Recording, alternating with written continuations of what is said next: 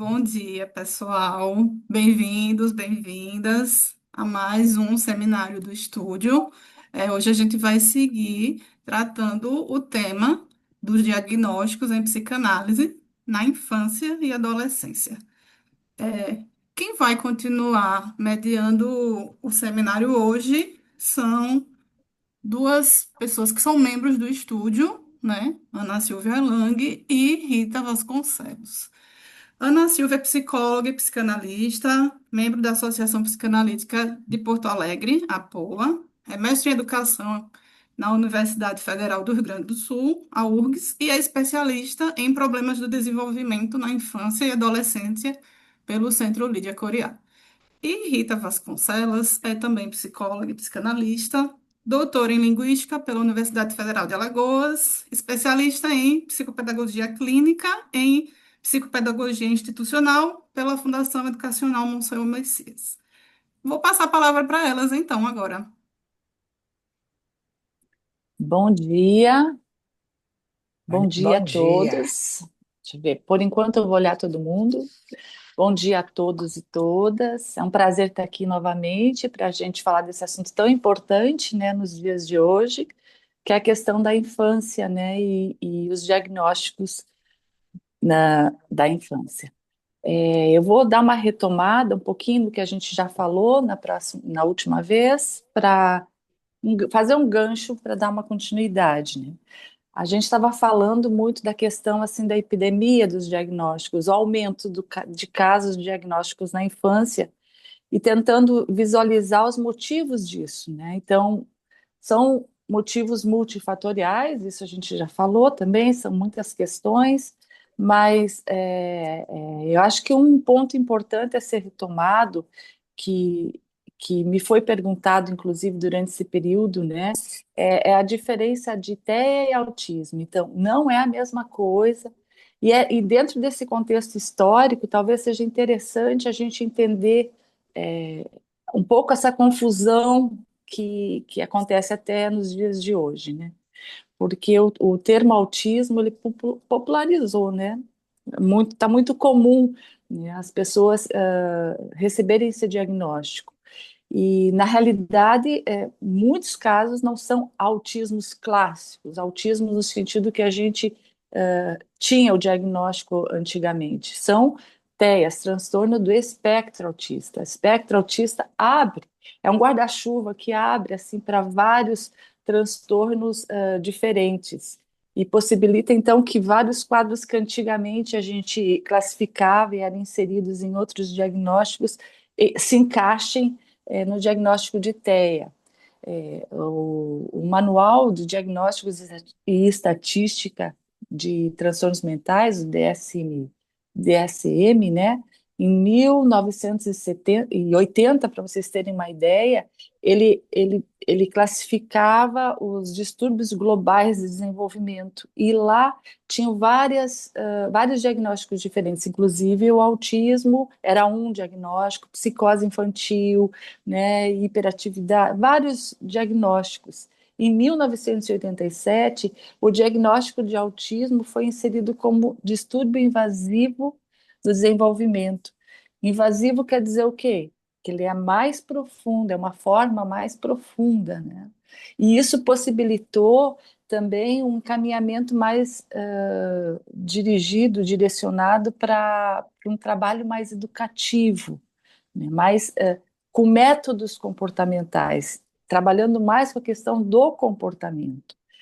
E os métodos comportamentais, eles são pedagógicos, né? E visam a educação e a adaptação à sociedade dessa criança autista, né? E tira um pouco a questão da psicanálise em jogo. Por isso que tantos protocolos são indicados para o método comportamental, porque o objeto do método comportamental é o comportamento, é a adaptação, né? Eles não são métodos clínicos como a psicanálise, pois eles excluem, né, qualquer menção à subjetividade do autista. Para a psicanálise, o autismo não é uma doença, mas é um estado, é uma forma de estar no mundo e diz respeito à estrutura subjetiva e às possibilidades de resposta que esse sujeito vai dar ou precisa dar ao mundo. Então, são maneiras distintas de ver o autismo, né, e de trabalhar ele, inclusive. Em 2013 é lançado o DSM-5, e no DSM-5 desaparece o diagnóstico de psicose infantil. E entra daí o diagnóstico de TEA, transtorno do espectro autista, que acaba englobando vários diagnósticos anteriores que se apagam, né, e tomam esse lugar. Então, não se fala mais em psicose infantil.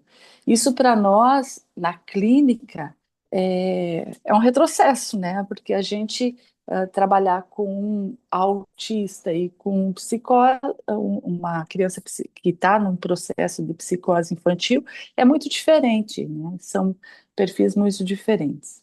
Então, a gente vai tratar disso provavelmente no futuro aqui no grupo, mas isso é uma coisa que acho que é importante, que eu gostaria de salientar, assim, essa diferença, né? Então, até 2013, o autismo tinha um lugar diferente, a psicose infantil tinha um lugar no DSM-3, né, e 4, e no DSM-5 isso se apaga. Então, como se popularizou essa questão do autismo, são vários transtornos diferentes que estão dentro dessa categoria de TEA. Enfim, Agora, vou. popularizou, Ana, popularizou tanto o TEA, que outro dia eu atendo um menino, ele mora, atendo até online, ele fica fora do Brasil. Aí ele disse para mim: Nossa, Rita, não saiu da barra de uma namorada bacana, legal. Eu falei: Ah, ótimo, né? Eu queria uma namorada lá fora. Eu falei assim: Ela é TEA, então eu estou querendo descobrir tudo sobre TEA, para saber como é que eu lido com ela. Eu falei: Ah, ela é TEA. O que é TEA? Eu falei assim: Sei não, eu sei que está na moda. Tem muito amigo meu que está namorando gente TEA. Eu falei: Tá bom. Como a gente estava falando, né, Rita, ontem eu mandei no grupo, para quem não viu, agora virou uma moda é, fazer chá revelação de diagnósticos, né? É interessante isso, porque parece que, além de popularizar, banalizou completamente a questão dos diagnósticos, né? É incrível, assim, é um risco muito grande, que é disso que preocupa a gente, né? Preocupa no sentido clínico mesmo, porque as crianças que realmente apresentam dificuldades às vezes são banalizadas, né? Não são Sim, tratadas dentro do que deveria ser. Então, um resumo assim seria de que esse aumento, um resumo assim do que a gente trabalhou no último encontro, é que esse aumento necessariamente ele não significa que haja uma epidemia real, né, no sentido biológico. Mas sim, então, é uma soma de vários fatores, de uma melhor detecção, da diferença de diagnósticos, né, da diferença de inserção nos diagnósticos, né, a mudança nas expectativas sociais, né, e familiares também, a transformação no modo de viver e de educar.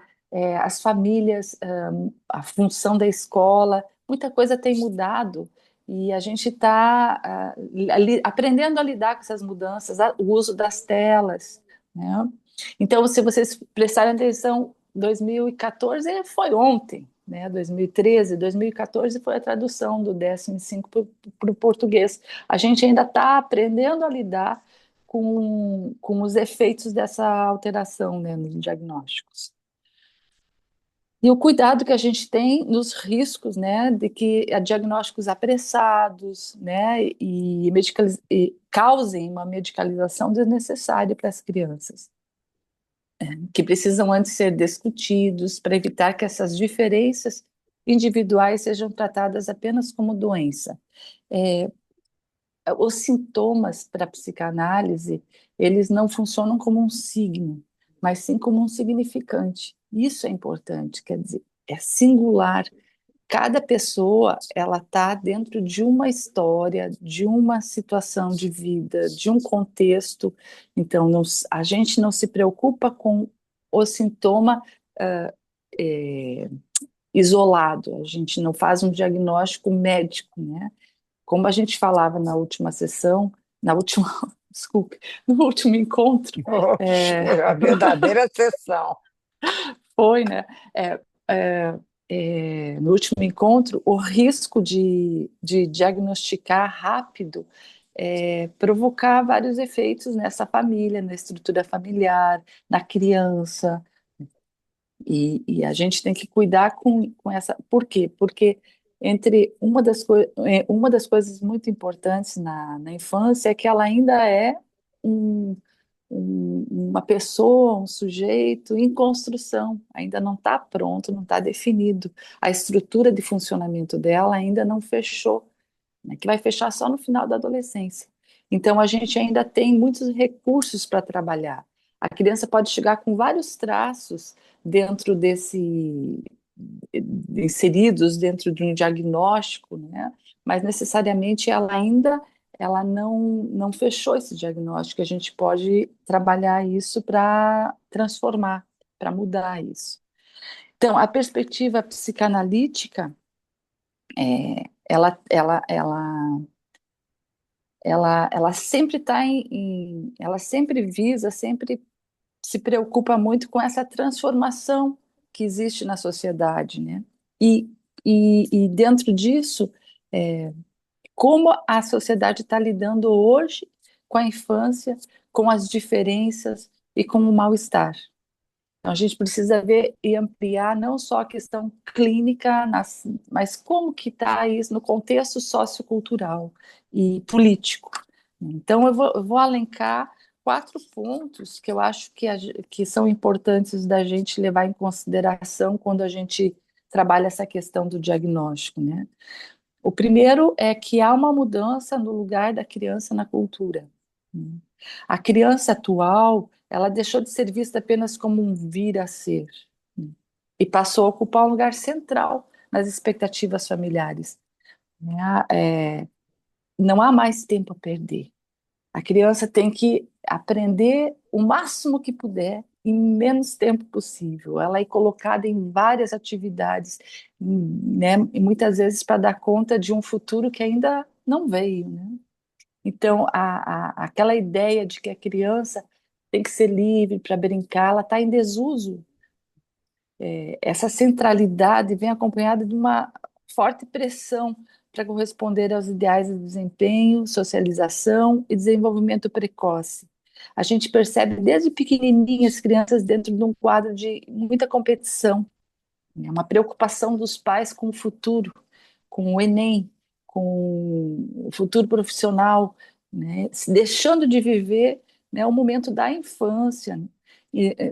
Esquecendo que o brincar é super importante para a criança, porque é um momento de formação da criança, é o trabalho que a criança tem de entrar no mundo simbólico, né, e construir a sua subjetividade. E muitas vezes, quando a criança ela se desvia desses ideais sociais, a tendência é rapidamente buscar um nome, um rótulo e uma intervenção técnica, em vez de considerar que o sintoma sempre tem um sentido singular, que nenhum sintoma vem sem um sentido singular. Então, a criança acaba sendo o efeito do nosso tempo, o resultado da nossa realidade. Na modernidade, a gente criou, a sociedade tem criado uma série de especialistas para dar conta, né, para dividir com os pais essa tarefa da educação. Então, é um sentimento de insuficiência, né, os pais, de insegurança, de que eles nunca sabem tudo, de que eles precisam de uma opinião, que eles precisam de alguém que autorize eles, que avalie os filhos, que ensine os filhos, né?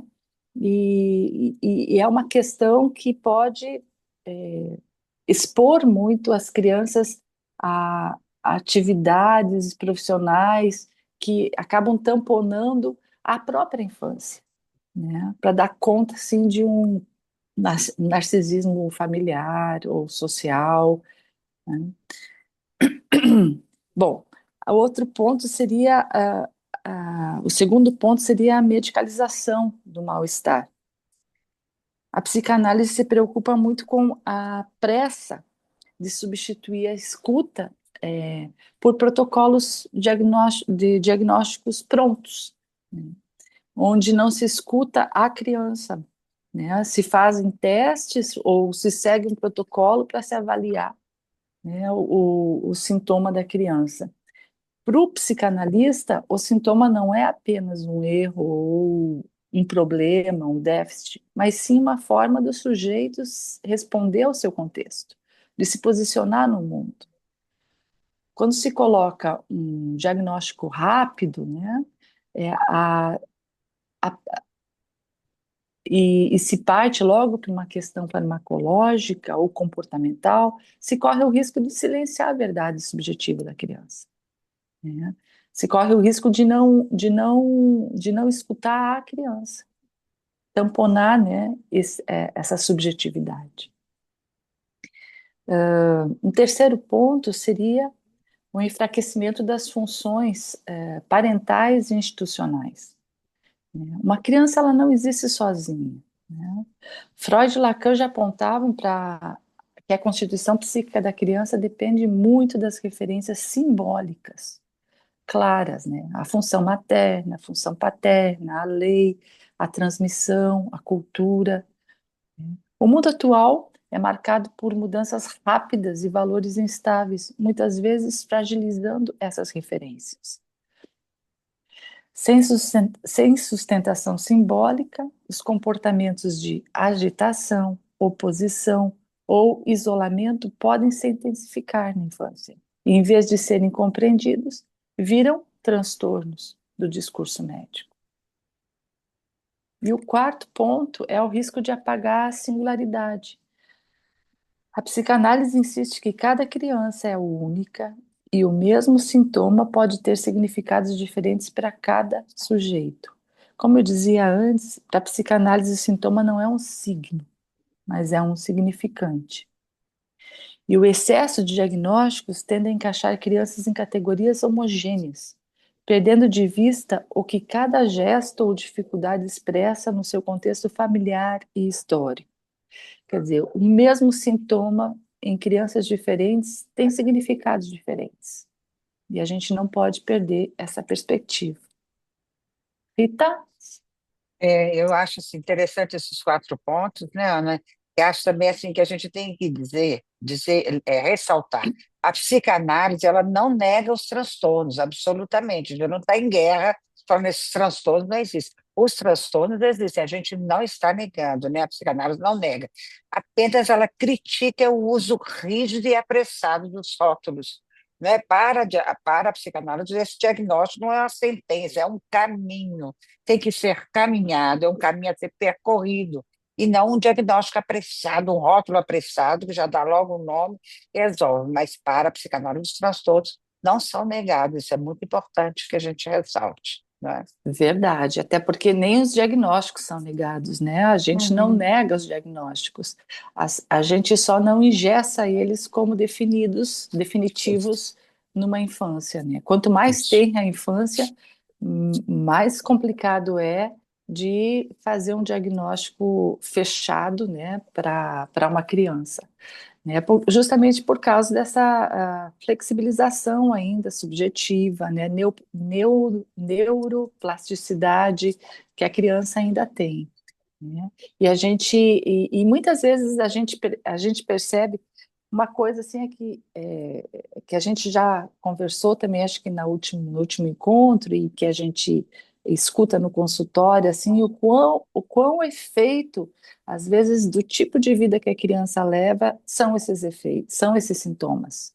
Então, essa hiperatividade, por exemplo, em crianças que têm muito acesso desregulado, né, de telas, né? E às vezes os pais não associam isso ao sintoma da hiperatividade, da agitação, né, que causa, né, logicamente, né, tem um efeito físico até nas crianças. Então, é tudo junto, assim. A gente tem o livro, tem muitos autores trabalhando isso, essa questão do excesso dos usos de tela e os efeitos nas crianças, né? Eu estava vendo uma pesquisa, é, que agora foi ano passado, início do ano foi proibido o uso de celulares nas escolas, né? É, na teoria, né? Agora, já está tendo um relaxamento, pelo que eu tenho percebido nos meus pacientes, já está tendo já um relaxamento em algumas escolas.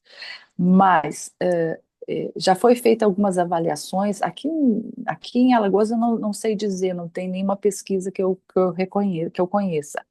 Mas no Rio de Janeiro eles pegaram e fizeram uma pesquisa em escolas do município, é, antes e depois o aprendizado das crianças, como é que estava, quais eram os resultados desse período de proibição, né, nas escolas dos celulares. E em 6 meses eles perceberam um aumento na qualidade de ensino e de mais de 25%, assim. As brincadeiras voltaram nas escolas, né, a diretora até entrevistada, ela disse assim, a nossa maior preocupação agora são os vizinhos, porque não existia mais barulho nas escolas, porque as crianças ficavam nas telas no intervalo, né? E agora elas são proibidas. Então agora elas estão fazendo brincadeiras de roda, voltaram a fazer jogos, né? E levarem instrumentos musicais para a escola, né? E aí o rendimento das crianças melhorou claramente, assim, a atenção também, o foco em aula, né? É uma coisa que a gente sabe que causa diferença, mas é importante que tenha pesquisas na área para a gente firmar essa posição, né? Bom, é, tu tem mais alguma coisa a falar, Rita, para a gente Não, apresentar as tá bem. autoras? Né? Vamos para as É. autoras. Então, a nossa proposta é trabalhar um livro, a gente passou o livro para vocês, para quem não tinha, acho que foi colocado no grupão, né? Carol e companhia, que é a primeira entrevista em psicanálise da Maud Manoni e da Françoise Doutor, o prefácio da Françoise Doutor. Então, eu vou apresentar a doutor e a Rita vai apresentar a Maud Manoni. É, esse livro é um livro clássico na medida que trabalha com questões muito importantes da psicanálise, não só de crianças como de adultos, que é o início do tratamento, as entrevistas iniciais, e, e apesar de ter sido escrito em 1965, ainda tem muitas questões atuais para a gente levar em consideração, né, e poder trabalhar aqui conceitos e a maneira, né, de trabalhar, a técnica que elas utilizaram, a especificidade da psicanálise de crianças. Então é interessante, né, que todo mundo possa ler para a gente trocar ideias aqui no grupo. Eu vou falar um pouquinho da Françoise Doutor, eu sou fãzoca dela, né, meu primeiro contato com a Doutor foi lá no final da década de 80, acho que muitos de vocês ainda não tinham nascido, eu era estudante de psicologia ainda, mas já fazia estágio, e me lembro que quem me apresentou a Doutor foi o Mário Flaik. A gente tinha um grupo de estudos com ele, e eu trabalhava com crianças na clínica, no estágio, e ele trouxe um texto que ele mesmo tinha traduzido dela, um artigo, uma parte de um livro, enfim, e a gente se encantou com ela, começamos a trabalhar. Um tempo depois, a gente teve acesso aos livros, ao que estava surgindo no Brasil, traduzido para o Brasil. Naquela época não era tão fácil como hoje, né? A gente conseguir livros e às vezes demorava para chegar, né? Até a gente. Me lembro que o primeiro livro que eu comprei foi o Seminário de Psicanálise de Crianças, que tem o 1 e tem o 2, super recomendo.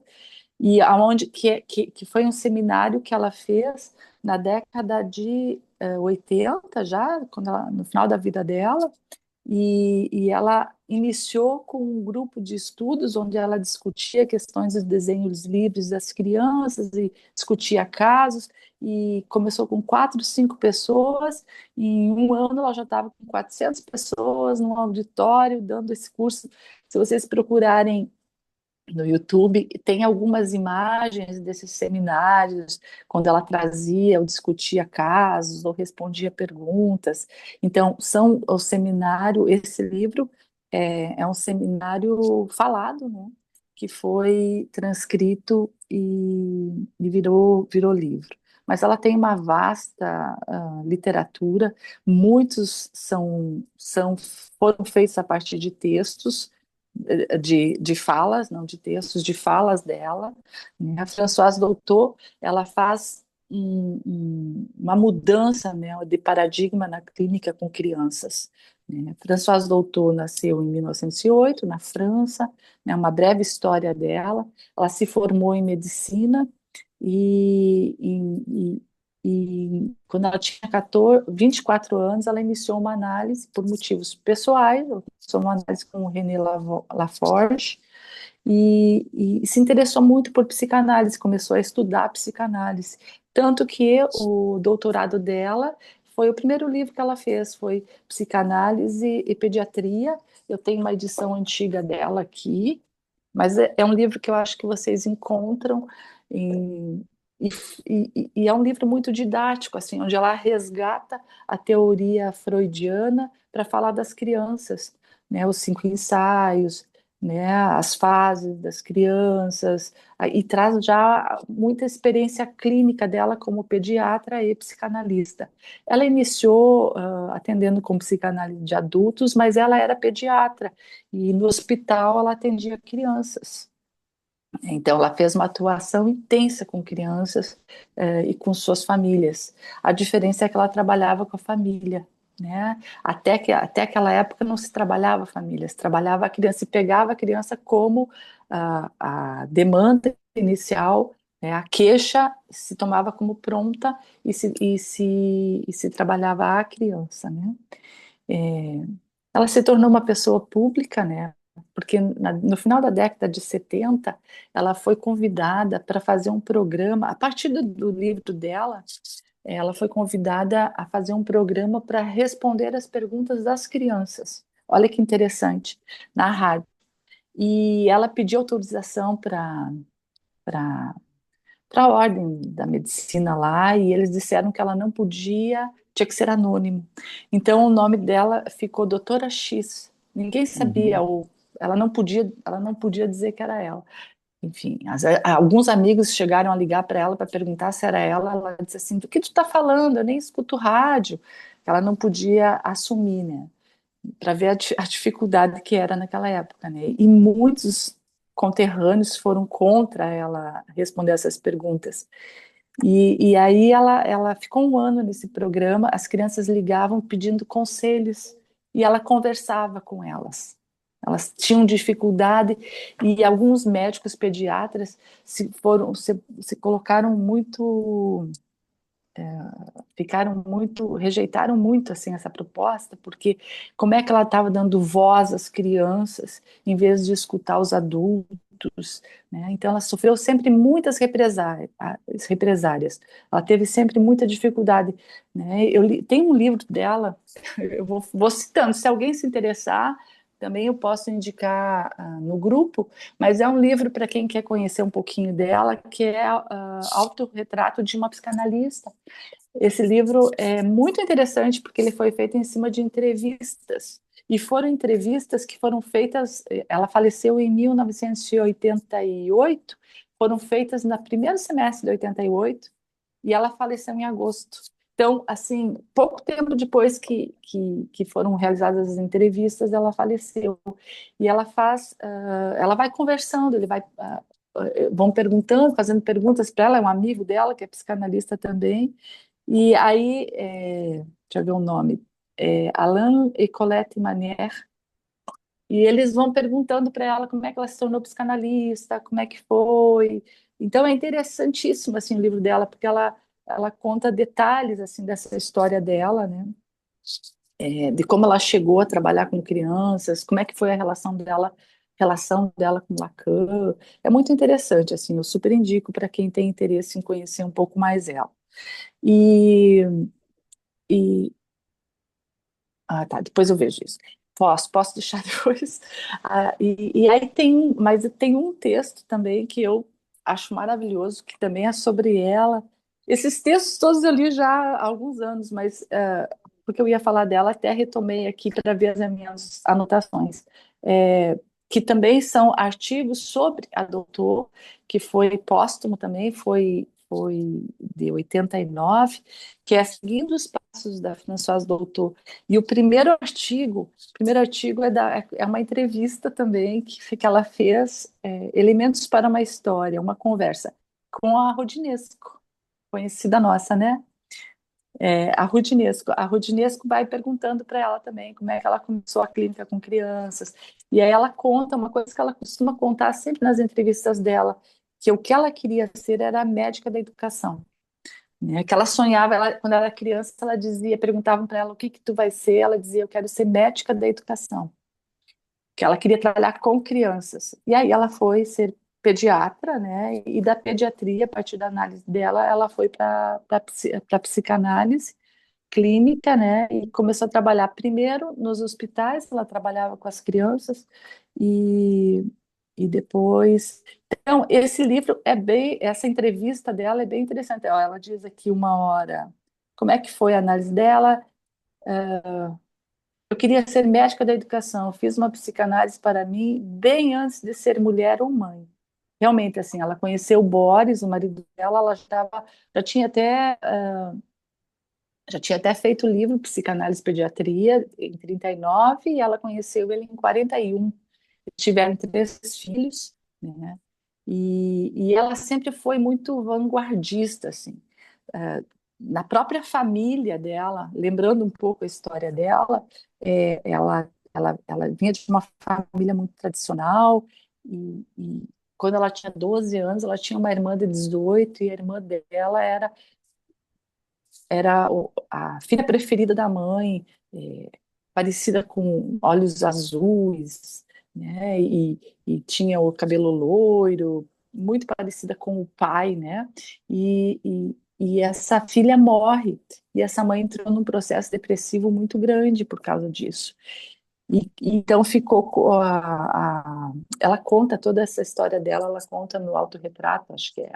E aí ela fala da dificuldade que foi em lidar com a mãe dela, com o luto da mãe dela ainda sendo criança e sabendo que a irmã dela era a preferida da mãe, sempre tinha sido, né? Mas ela fala isso com uma clareza, e aí ela diz que nessa época já ela percebia o descaso da mãe com um irmão mais novo, e ela era muito próxima do irmão, e aí ela resolveu que ia ser médica da educação. Então é interessante. E ela conta também nessa passagem dela quão difícil foi para ela ir para a medicina, porque a mãe dela foi completamente contra. A mãe dela dizia que uma mulher era educada para o lar, era educada para ter família, era educada no máximo para ser professora, mas que não poderia ser mais que isso, tinha que cuidar do marido. E ela nem namorado tinha, ela não, ela tinha muitos interesses, ela era uma pessoa muito didata, ela gostava de estudar. Na época, né, eram livros, né, ela lia muito, discutia muitos livros com o pai, enfim. Então, ela teve muita resistência familiar na época. Depois, quando ela começou a trabalhar com crianças, com psicanálise de crianças, ela sofreu muita resistência entre os psicanalistas, porque os psicanalistas tinham uma ideia e chegaram a discutir isso, de que se alguém começasse a trabalhar com crianças, Nart disse isso, que iam acabar os pacientes para os adultos. Não iam existir mais pacientes adultos. Então, não se poderia trabalhar mais com crianças, né? Uma ideia bizarra essa. Enfim. Então, ela conta, assim, dessas resistências. Aí ela vai para a rádio, foi isso que me fez lembrar. Também sofreu resistências. Em 69, procuraram ela para ela fazer um programa para responder adultos. né? As questões de adultos. E aí ela diz que é diferente de trabalhar com respondendo, como a doutora X trabalhava com respondendo crianças, respondendo os pais, porque os pais entram num discurso histérico e falam muito. Então, o ideal, ela fez uma proposta de que eles escrevessem, que fossem textos, cartas. Então, os pais, porque ela diz o seguinte, que quando um pai, uma mãe elabora um texto falando do que preocupa, ela já está elaborando aí essa questão familiar, né? Então, e foram lançados livros. Eu tenho até também que é como orientar seu filho. Tem volume um e volume 2 que eram cartas e ela respondia essas cartas não como respostas prontas, mas elaborando um pouco o que vinha, né? E eu já estou, desculpe, Rita, já estou me arrastando, né? Mas eu não sei, eu acho interessante assim se Me conhecer um pouquinho da arrastando. história dela, né? Não, eu tô É, falando. ultrapassou. Mas eu não Mas foi acabei. ótimo, Mas eu não excelente. acabei. Mas eu Adoro não escutar a acabei. história. Ainda não? Então vamos lá, Ana. Ô, gente, no mínimo mais 2 horas e meia escutando a doutora, tá bom? Mas a gente Ah, não, gosta é que muito eu gosto. dela. Bom, pois é. Então, um legado dela que eu acho que é importante de trazer para vocês, que foi um legado importante para a França e para a educação também, foi que no final da década de 70, na realidade em 1979, ela criou a primeira Maison Verte, que é a Casa Verde, né? Não, Uhum, eu vou contar porque eu não sei quem conhece aqui, mas é uma uhum, proposta muito interessante, porque é uma proposta de escuta de crianças, porque ela foi se dando conta que quanto mais cedo se trabalhava com as crianças, mais efeitos tinha, ou menos dificuldades essa criança poderia ter no futuro.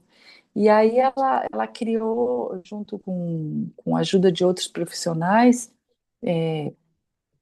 seria tipo uma creche aberta a pais e crianças, A até Manoni 3 estava com anos. ela. Manoni estava com ela. Manonitava, isso. Uhum. A Maison Verte, então, seria um lugar para dizer as coisas. E é interessante porque assim seriam sempre 3 profissionais que trabalhariam na Maison Verte. E seria um educador, um psicanalista. E pelo menos um dos 3 teria que ser homem, né? E, e todos teriam que ter feito análise, ser analisados. E dentro da Maison Verte, não se tomava, não tinha nome ou sobrenome. O único que tinha nome era a criança. Aí era o pai do fulaninho, a mãe do fulaninho, né? A criança podia ficar o tempo que quisesse. Ela entrava lá, tinha brinquedos, e esses profissionais ficavam acompanhando, conversando, tirando dúvidas dos pais, acompanhando as crianças, vendo como é que se lidava com os filhos, né? Eu achei foi uma proposta tão boa que ainda existe na França algumas Maison Vertes, né? Mas chegou uma época que tinha mais de 200 espalhadas por toda a França. Em 2007 já tinha 400 delas em Paris.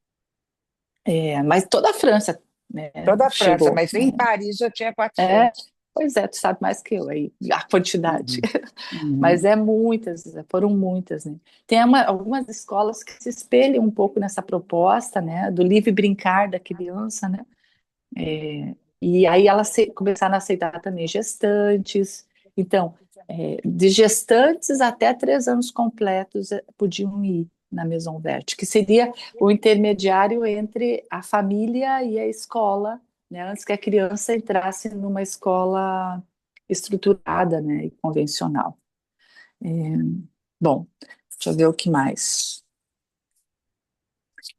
Eu ia fazer uma leitura aqui, mas eu acho que a Rita Eu sou também a tem, chefe, que é um já espaço. repararam, né? A chefe sou eu, a Rita não deixa. A Rita é isso? Vai em frente, mulher. Oxe.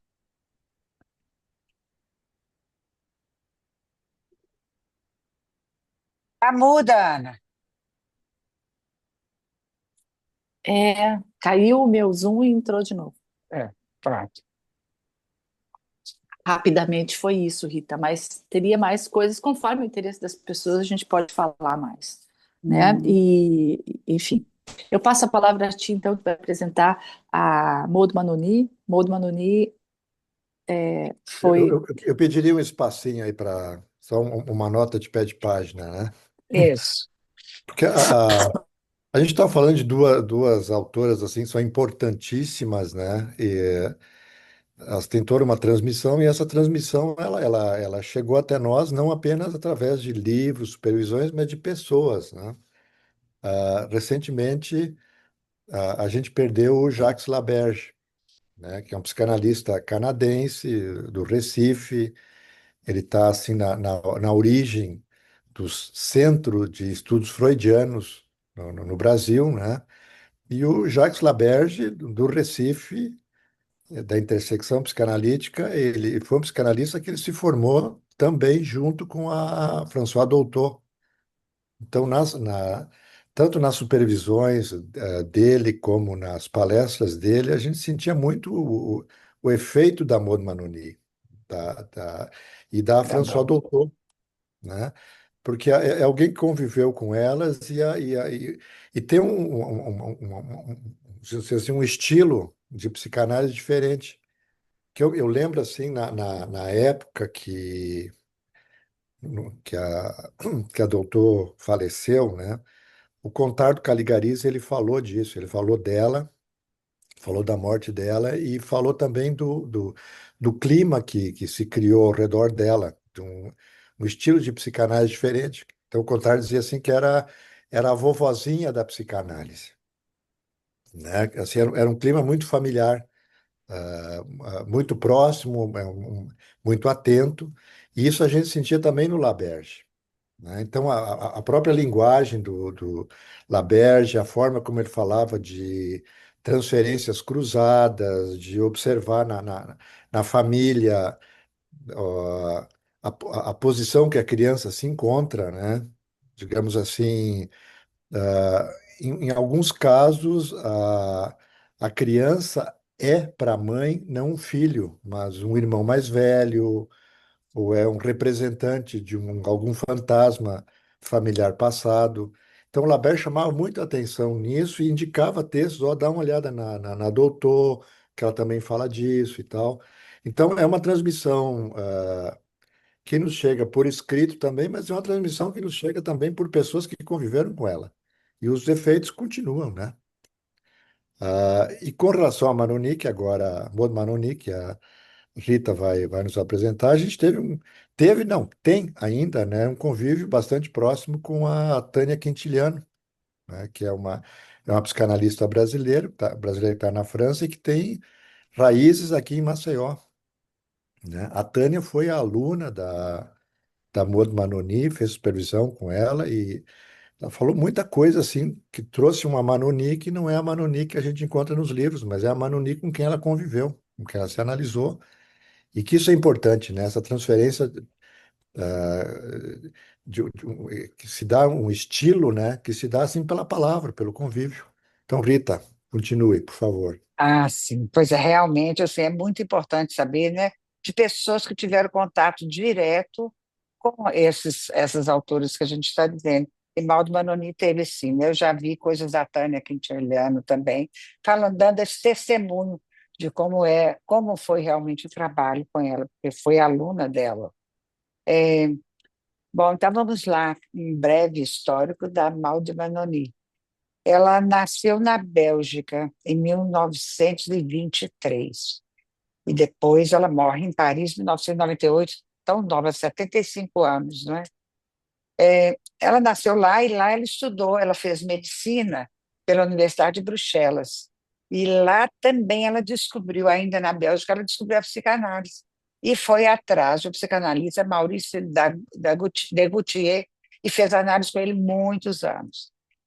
Não tem um vácuo aí que eu não consegui encontrar por que que ela muda, mas ela vai atrás. Eu acredito que ela foi atrás da psicanálise, porque aí ela muda para a França Chega lá, ela conhece um psiquiatra, Otávio Manoni, que se torna o marido dela.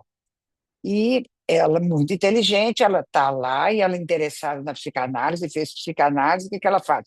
Ela vai estudar psicopatologia infantil, porque ela queria mesmo entrar para essa área da psiquiatria, mas ela gostava muito de trabalhar com a infância.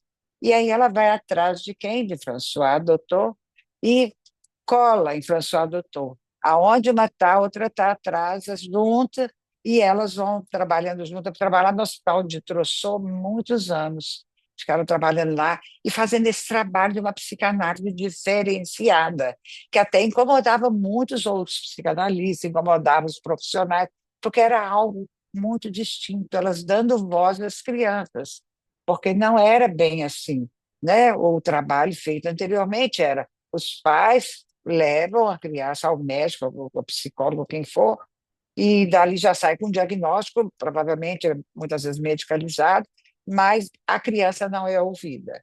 Então, elas fazem um trabalho inversamente a tudo isso e incomodam muito os outros profissionais que não trabalhavam assim. Ela tem uma influência também muito grande de Lacan, ela se aproxima de Lacan e ela se torna membro da École Freudiana de Paris, fundada por Lacan. E ela assistiu aos seminários todos e ficou próxima a ele. Inclusive, Lacan, no primeiro dos seminários a ser publicado, ele destacou assim: nossa colega Maud Manoni, com um livro que eu recomendo a vocês, que é A Criança Retardada e a Mãe. Nesse livro, esse livro foi revolucionário, porque ela vai dizer que o maior problema da criança que tem um retardo intelectual é a simbiose com a mãe, que a mãe fica tão colada nessa criança que essa criança não é mais sujeito, ela é objeto dessa mãe devoradora, não é? E aí a criança realmente ela já nasce que ela já tem o problema de retardo intelectual e ela fica cada vez mais em atraso porque não lhe é dada a possibilidade de sair da posição de objeto para tentar surgir o sujeito, não é? Então, Manoni, esse livro dela, foi um livro assim que foi revolucionário, né? Foi muito falado, muito destacado, porque denuncia essa questão da mãe que cola e não deixa a criança já tem um atraso. Eu não boto no chão, ela não engatinha. Se ela não engatinha, ela não vai andar. Se ela não anda, ela não explora o mundo. Se ela não explora o mundo dela é pequenininho. E assim sucessivamente. Ou seja, a criança, o problema da criança foi multiplicado várias vezes por uma falta de oportunidade de sair da posição de objeto que lhe foi dada. Então, assim, além dela ter essa influência muito grande de Lacan também, Lacan citar esse livro dela num seminário, a gente vê que após a morte de Lacan, teve uma certa fragmentação do movimento lacaniano. E o que a Manoni faz? Ela vai e continua filiada à, à IPA, mas por meio da sociedade belga. E ali ela pode desempenhar um papel unificador, que ela conversava com outro, como ela tinha tido contato muito próximo de Lacan, ela tinha as ideias dele muito claras para poder colocá-las, né? Então, assim, ela continuou inserida, após a morte de Lacan, inserida dentro da psicanálise, implicada até, né, com tudo dentro da psicanálise. Então, essa é a questão dela. E ela trabalhou também nas instituições psiquiátricas com crianças e adolescentes. E trabalhou, né, com a Maud Manoni no VERT, né, que são os pequenos centros de médico, que a Ana detalhou, falou tão bem falado, e que foram, que era assim, um espaço de nascimento da criança, onde ela podia ter espaço para conversar com os profissionais, para brincar, para antes de entrar na escola. E foi um sucesso muito grande. Tem na França até hoje, existe lá. Manoni, ela problematizou muito a escuta dada à criança e ao louco nas instituições hospitalares e educacionais. Ela dizia assim que nas práticas dessas instituições era um cunho adaptativo. A criança e o louco nessas instituições não tinham voz, não eram ouvidos, não eram escutados, não é? Eles ficavam ali tinha todo o cuidado, que é o cuidado da enfermagem, digamos assim, dos cuidados necessários, da medicação, mas que eles tinham as práticas eram muito ideológicas, muito adaptativas, e era assim, excluindo e segregando os loucos e as crianças, né? E impossibilitando aparecer esse sujeito que seria dono do seu discurso, que poderia falar. Ele não tinha vez e nem voz, ele era impedido de falar. Ela vai dizer muito, ela fica assim, ela sabe, ela acredita no sintoma, acredita nos transtornos, mas ela faz uma crítica muito grande à medicalização e à rotulação precoce das crianças, porque aí engessava no diagnóstico e pronto. O que se faz com esse diagnóstico?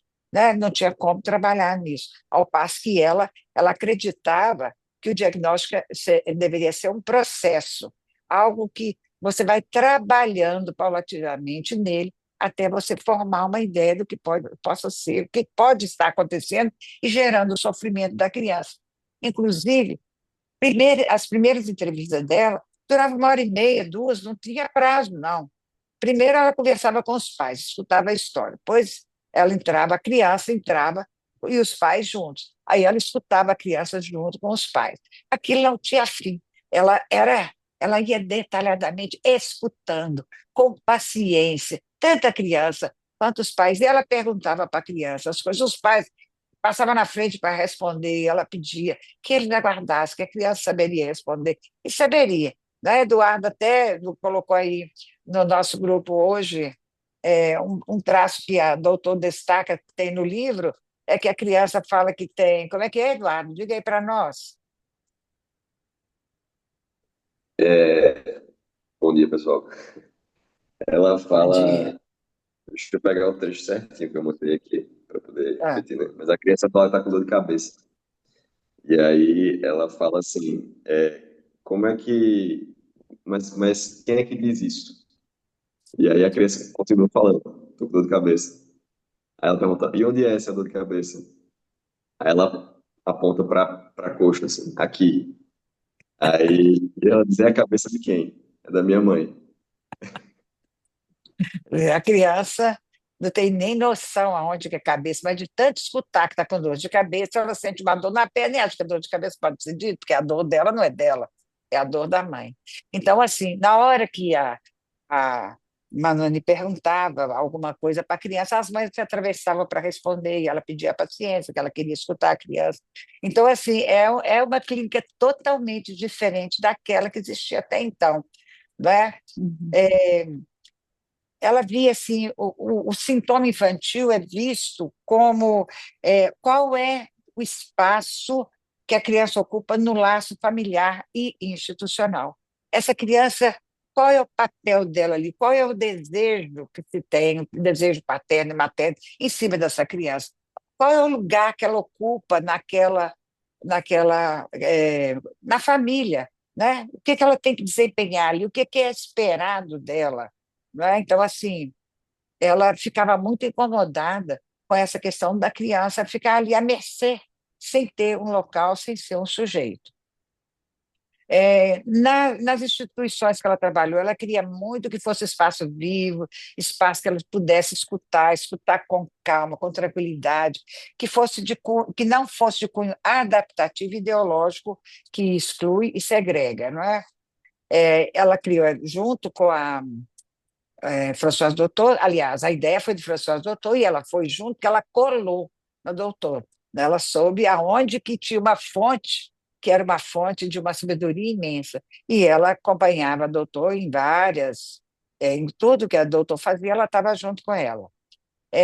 Elas criaram também, não sei se foram elas ou se foi a Manoni só, que criou a escola Boneil. Eu não estou muito. Será que eram as duas, Ana? Não, não, acho que foi a Maud Manoni, porque Só a Manoni mesmo. uma das diferenças foi que a doutor, ela é uns 15 anos mais velha que a Maud Manoni, né? Uhum. Então, a doutor, quando iniciou a clínica dela nos hospitais, ela trabalhou com muita criança com sintomas físicos também, né? Esse exemplo Sim. que você deu é do doutor, né? É Uhum. da doutor, que a doutor conta. sintomas físicos. E a Maud Manoni, ela tinha um interesse mais pela psiquiatria, e ela trabalha mais com a questão da psicose, né? A Sim, psicose da psicose infantil e mesmo. adolescente. Uhum, Isso, uhum. claro, na construção, né? No tempo. Sim, Tá? uhum. Né? E ela trabalhou muito com o marido dela, né? Que era Foi, que psiquiatra é também, psiquiatra. Uhum, Octave Manoni. exato, Aham. exato. Aí ela funda, então, a escola Bonneuil, não sei se fala assim também, né? Boné. Que é Bonner, né? Espaço terapêutico educacional alternativo, que era completamente diferente aos espaços terapêuticos que existiam na época. Né? Então, tinha vida comunitária, oficina de arte, escolarização flexível, atender a individualidade de cada pessoa, de cada criança, escutar cada um na sua necessidade. E essa escola era para crianças com autismo e psicose. Foi aí que ela se aprofundou muito nesse trabalho dela com as crianças né, que tinham autismo ou psicose. Elas tinham liberdade de circulação, não era tudo muito fragmentado, e o principal é que respeitava-se o ritmo e o desejo de cada criança. Então, a E, questão era feita. Rita, só uma Diga, notinha mais uma notinha de pé de página aí. faça A, isso. a, que é importante a gente inserir assim no contexto das discussões que a gente está fazendo sobre diagnóstico, né? Uhum, Essa marca, né, de diferenciar o que é o pensamento americano, norte-americano, das uhum, DSM e o que é o pensamento francês, né? Então a gente está trabalhando com noções francesas, não isso. são. Então, esse gap que existe, né, entre a América do Norte e a França, né? Porque quando a gente fala de diagnóstico, a gente não tem assim a sombra da antipsiquiatria, todo esse movimento, grande movimento, que é a de desinstitucionalização da loucura, né? Que isso também se reflete na questão do diagnóstico, essa noção assim que está no senso comum, que o diagnóstico engessa, que o diagnóstico paralisa, que o diagnóstico é ruim, que o diagnóstico ele desautoriza, não é? Isso tudo vem desse movimento da antipsiquiatria que começou na Inglaterra, do qual a Maud Manoni também fazia parte. Fazia parte. Porque Exato. ela Uhum. estagiou um tempo com esses dois gigantes, que é o Ronald Lang e o David Cooper. David Então, Cooper. para aqueles que leem Lacan, né, num certo momento, o Lacan diz assim que para se formar uma psicose precisa de 3 gerações. E o Lacan cita o David Cooper, é uma ideia do David Uhum. Cooper.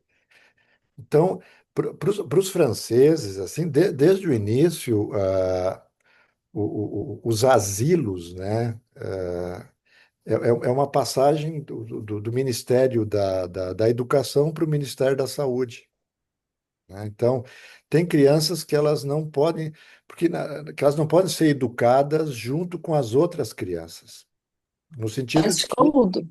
elas. Continua? Ah, Para é no normal. sentido que elas não têm as mesmas condições para acompanhar a escola regular, né? Então, há essa mudança de registro. Essa criança é uma criança especial no sentido de que ela precisa de cuidados especiais, ela precisa de uma atenção especial, ela precisa de um atendimento individualizado que uma professora na escola regular não consegue dar conta disso. Uhum. Então, ela passa para o Ministério da Saúde. E a questão do hospital psiquiátrico, das instituições de abrigo de pessoas com dificuldades mentais e tal, não é questão de exclusão, de isolamento, de aprisionamento, de encarceramento, né?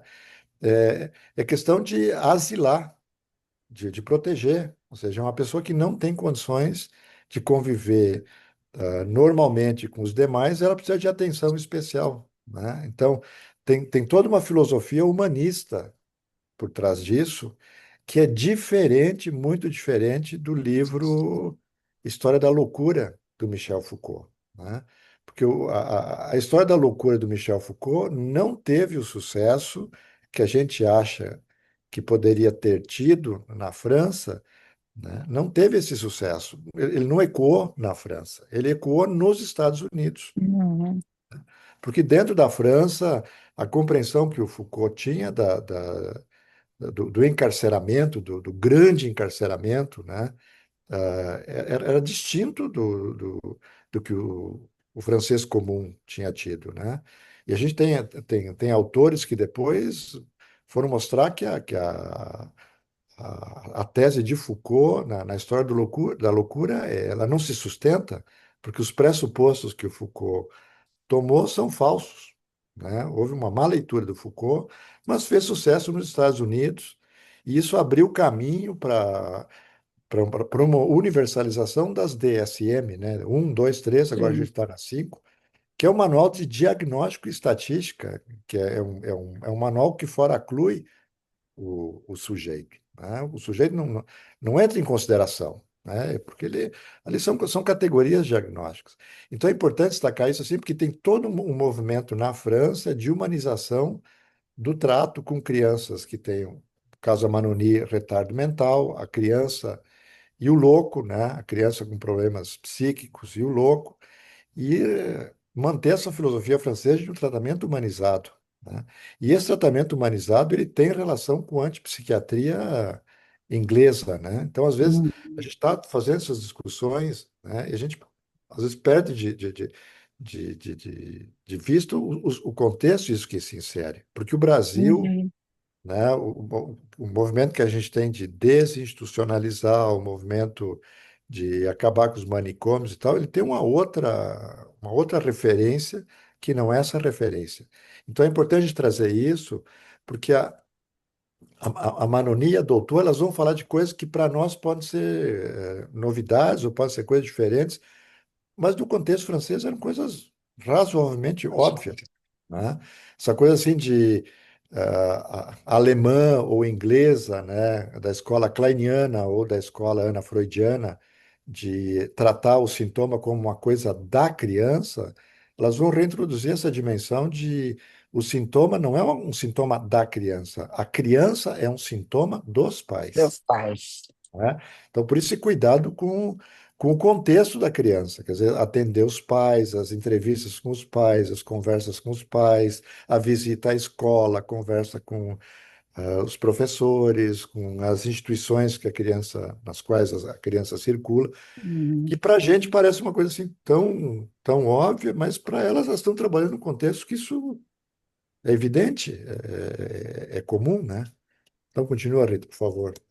Sim, mas você levantou algo aí, Charles, que eu acho da maior importância que existe, porque, veja bem, o que nós temos de modelo no Brasil é a criança que necessita de cuidados especiais, de uma atenção maior, que o professor dê conta, que tenha outros profissionais que dê conta das dificuldades dela, ela hoje é colocada no meio da sala eh, comum de um colégio, né, que a gente vê, em nome de estar fazendo uma educação inclusiva, certo? A criança está lá no meio, ela convive com outras pessoas e tudo mais, mas ela não tem realmente esse trabalho específico para ela, esse olhar que deveria ser um olhar único para essa criança, que precisa de vários outros olhares do que aquele geral que a professora dando aula, e tem normalmente em várias escolas, um menino que é autista tem sempre uma pessoa que senta do lado dele, conseguir botar ele quieto enquanto a aula acontece. É esse o relato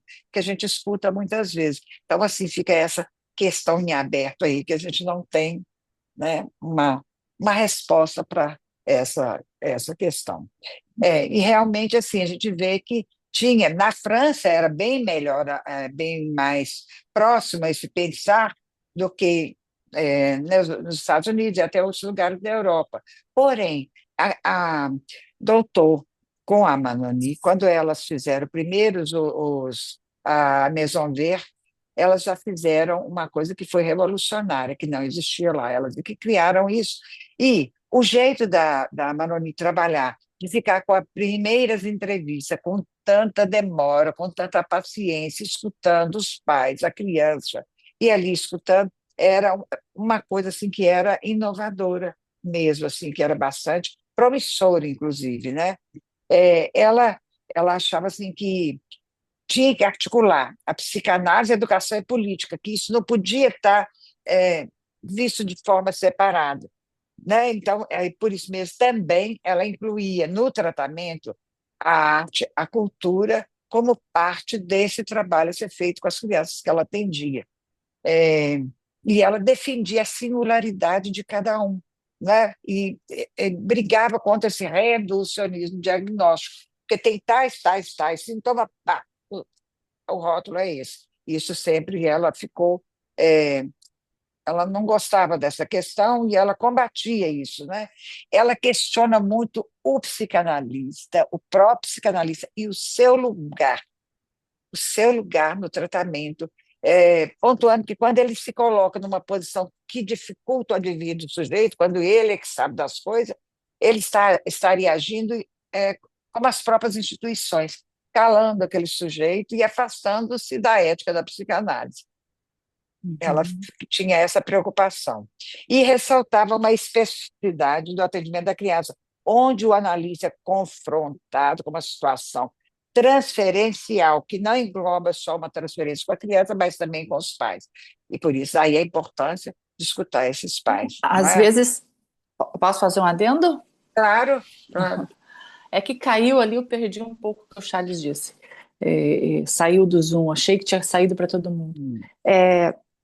As entrevistas iniciais, né, eu acho que é importante, né, a gente entender que essas entrevistas iniciais, para doutor e para Maud Manoni, elas são tomadas sem definição prévia de quantas serão, mas no sentido de organizar a demanda dos pais. E organizar a demanda em que sentido? Definir se há realmente necessidade de um tratamento e qual vai ser a direção, né, a direção da cura, né, a direção do tratamento. Exato. Porque quando uma criança chega, ela geralmente não chega só, né, adolescentes até já têm chegado só, mas existe uma demanda e é uma demanda manifesta, que é geralmente a queixa.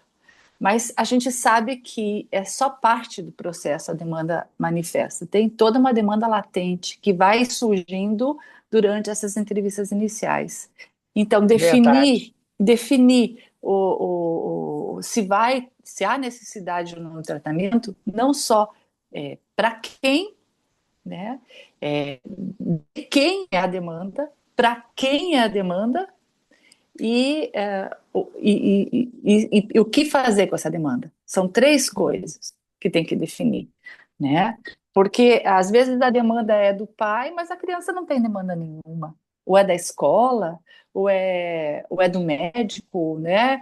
Então a gente tem que conseguir avaliar durante as entrevistas iniciais, que às vezes duram semanas ou meses, né? Porque antigamente eles tinham mais contatos com as crianças, né? Provavelmente as sessões eram 2, 3 vezes na semana, né? Hoje em dia a gente tem uma sessão semanal quando tem, porque às vezes nem isso tem, né? Às vezes o paciente Uhum. falta, e aí vem de 15 em 15 dias. Então, essas entrevistas iniciais, elas têm uma função muito importante para definir essa direção do tratamento. Isso acho que a gente vai falar mais outras vezes, né, Rita, em relação à especificidade do tratamento Uhum. de crianças, quando a gente fala dessa múltipla transferência, que é uma Sim. transferência não só com os pais, com a família, às vezes com a escola, às vezes com os médicos, né, que encaminham. Uhum. Então, são muitas transferências que a gente tem que lidar e isso dificulta muitas vezes o trabalho com a criança.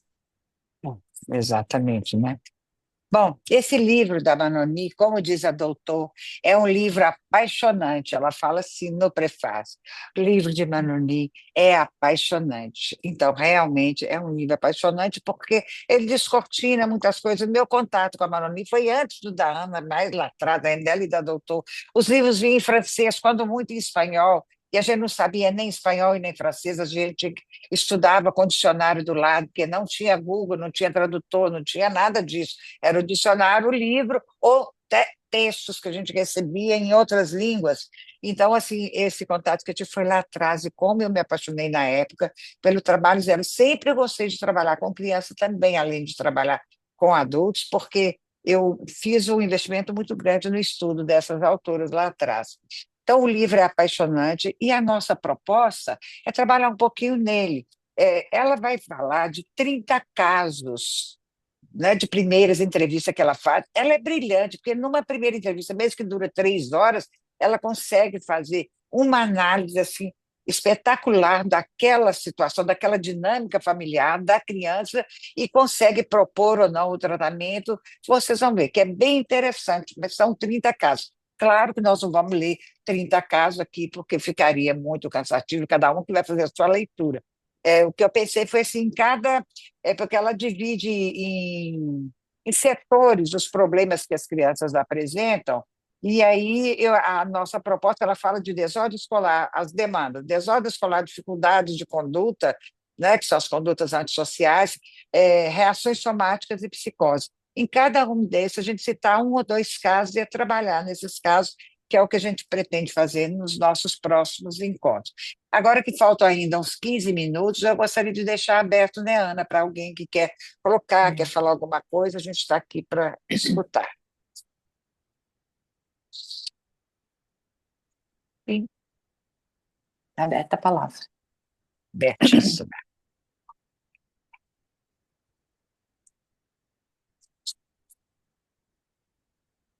Bom dia, gente.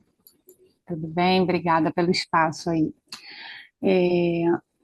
A Ana Silvia falou um pouquinho antes sobre como esse diagnóstico, ou, enfim, essa visão que a gente tem da criança, ela não se fecha, né? A gente não se fecha tão rápido, né? Essa estrutura de funcionamento. Eu queria ouvir um pouquinho mais sobre isso, assim, né? Já que estou retomando meus estudos em psicanálise há pouco tempo, e mais acostumada a entender essa definição de estrutura na primeira infância ou ali até os 5 anos. Vocês podem falar um pouquinho mais sobre essa questão dessa estrutura de funcionamento ela ser definida ou fechada muito mais ali no final da adolescência? Muito obrigada.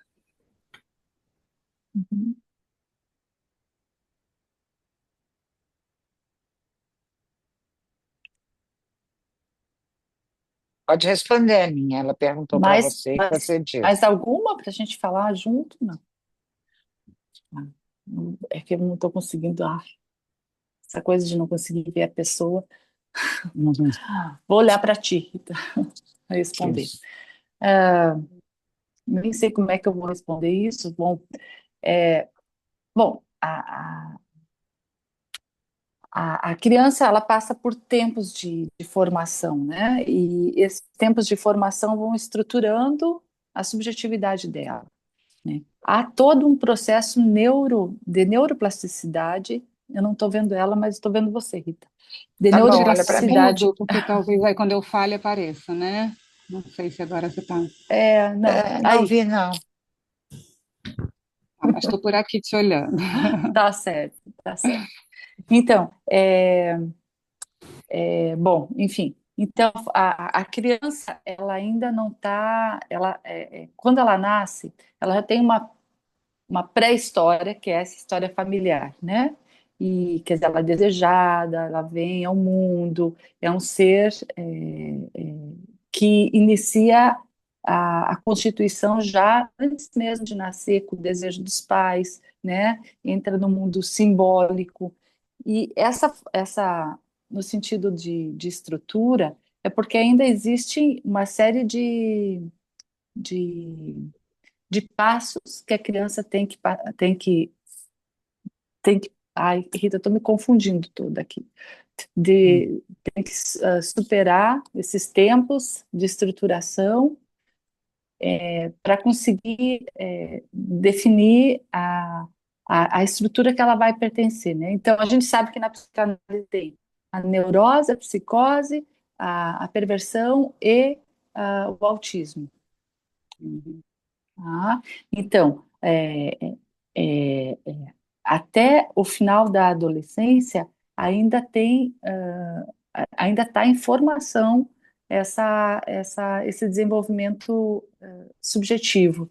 Eu estou me embolando, Rita, me Não, ajuda aí. está indo muito bem, Ana. O lance é o seguinte: o sujeito não é formado, ele não nasce sujeito, né? Ele nasce, né? Nasce aquele ser que vai se tornando sujeito na medida das relações que ele vai desenvolvendo com os pais, com as pessoas que cuidam dele, principalmente com a mãe. É com ela que ele vai imitando, vai aprendendo a falar, e vai se formando, vai fazendo. Às vezes até acontece, eu já perguntei para a mãe, se o menino, 4 anos, não falava. Mas quando ele era bebê, você conversava com ele, doutora, conversar o quê? O menino não entendia nada, não, é só um bebê. Não é? Sendo que mães conversam com o bebê, e lindeza, fofinho, come o pé e brinca. Isso aí vai se constituindo o sujeito. E nesse constituir, pode acontecer alguma fratura, alguma coisa que fique em falta, que não está dando a esse sujeito a oportunidade de realmente surgir o sujeito. Fica aquela fissura, aquela rachadura, digamos assim. E aí essa rachadura, ela pode ficar eterna, né, pro resto da vida, ou ela pode ser algo que pode ser trabalhada, e a psicanálise se presta a isso, e aí a gente vai trabalhar aquela questão, a gente vai tentar e vai identificar qual foi a questão que deixou ali, qual foi o parafusinho que, né? E aí a gente muitas vezes consegue, com sucesso, tirar a criança desse anonimato como sujeito e de propiciar o aparecimento do sujeito que está ali escondidinho, faltando só uma mão para poder puxar. E esse trabalho vai envolver o pai, a mãe, a escola, etc. e tal, e principalmente a criança. Por isso que a gente não vai fechar o diagnóstico com 4, 5 anos, e os pais ficam com raiva. Mas, doutor, o médico falou que é autismo, você não está falando que é psique. Calma, vamos aguardar, vamos ver. Tem alguma possibilidade. Não estou dizendo que não é autismo, que é autismo e nem é. Eu não estou afirmando nada disso. Eu estou querendo a oportunidade de tentar buscar e propiciar o aparecimento desse sujeito. Não é? Então, é essa questão. Por isso que o diagnóstico para nós da psicanálise tem outro viés. E não é, o menino conversa, o menino relaciona, o menino é autismo. Não, não é tão automático assim para nós. A gente tem que olhar uma gama maior de como é que o sujeito está diante disso. Não sei se respondeu, não sei quem perguntou, que eu não vi. Obrigada, gente. Obrigada. Se eu não respondi, mil desculpa, porque às vezes eu sou assim, muito apressada. Mineiro fala muito depressa, mas. Tá ótimo. Obrigada. Mais alguma outra pessoa gostaria de fazer alguma pergunta?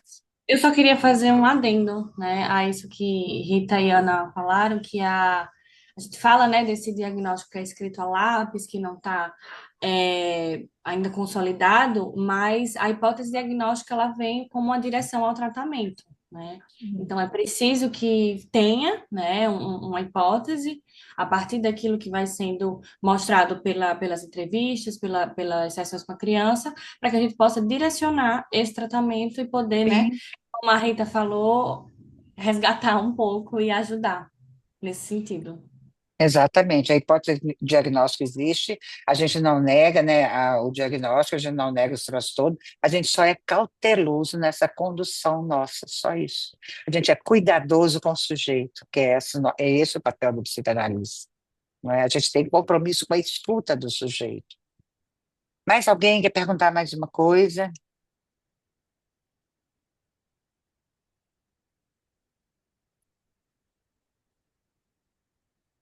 Priscila está falando, mas eu não escutei. A Érica Aqui no perguntou chat. também como funciona a Agora, psicanálise com bebês. Isso, é uma curiosidade que eu tenho. Não sei se caberia, mas como é que eu não gostaria de escutei a saber. pergunta? Como funciona a psicanálise com os bebês? Nesse laço com a família, né? Sempre, né?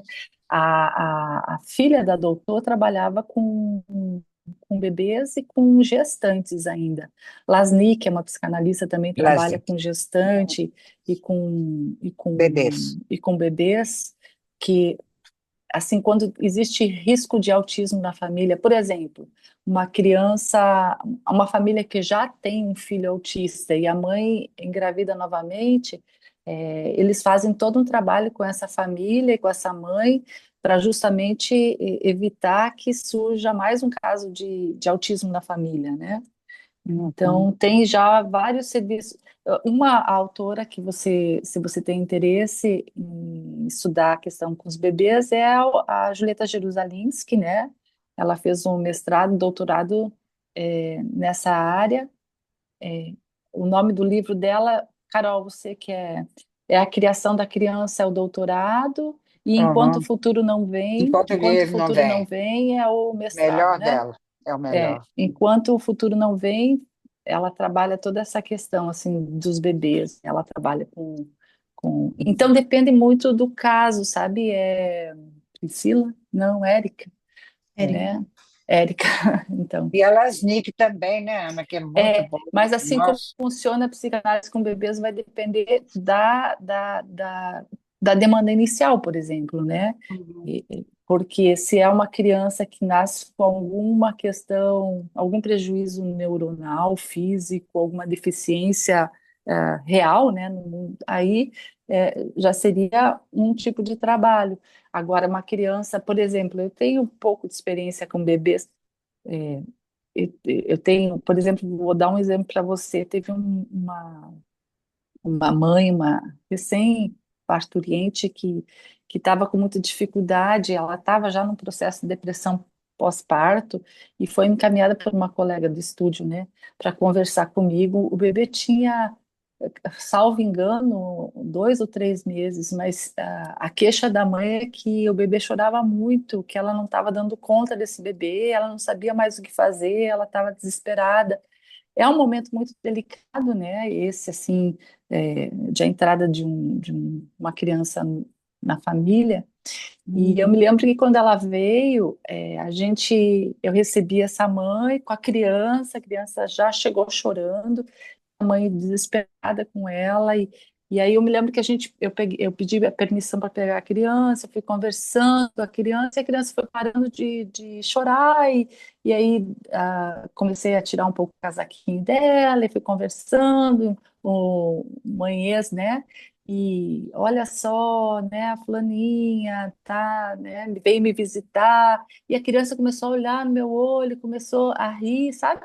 E a mãe falou assim: eu não consigo ter essa paciência com ela. Sabe, toda a relação da mãe de tentar dar conta dessa criança estava prejudicando a relação delas, né? De escutar a criança, de atender a ela, porque tinha que dar conta, assim, né? Tinha que responder rapidamente ao choro, né? Sem identificar, né? O sentido, né? Desse choro.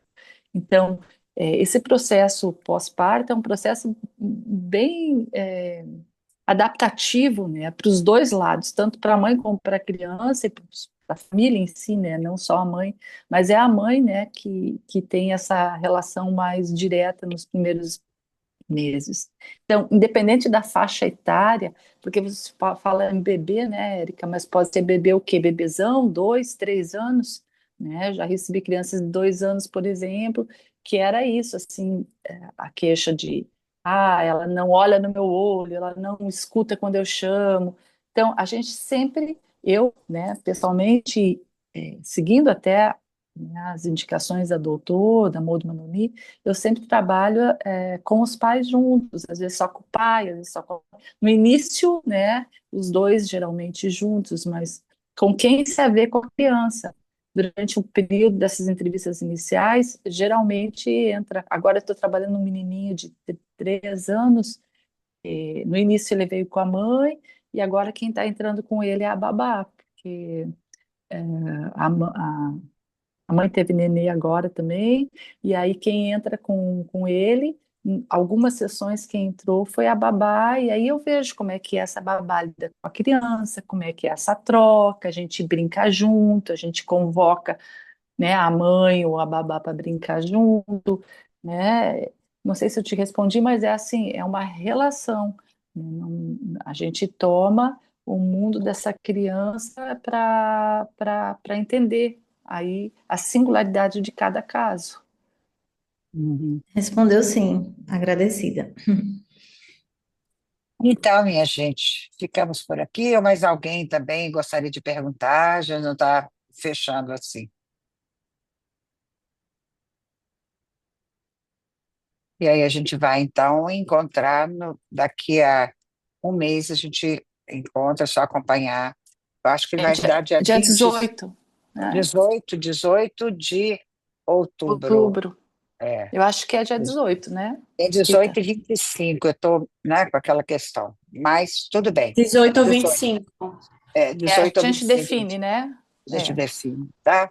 Tá bom? Bom sábado para todos, bom fim de semana. Muito obrigada pelo comparecimento de todos aqui. Um grande abraço. Até Obrigada. mais, gente. Tchau, tchau. Obrigada. Tchau, Tchau, até a tchau, próxima. Tchau, pessoal. gente. Obrigada. Tchau, tchau. Obrigada.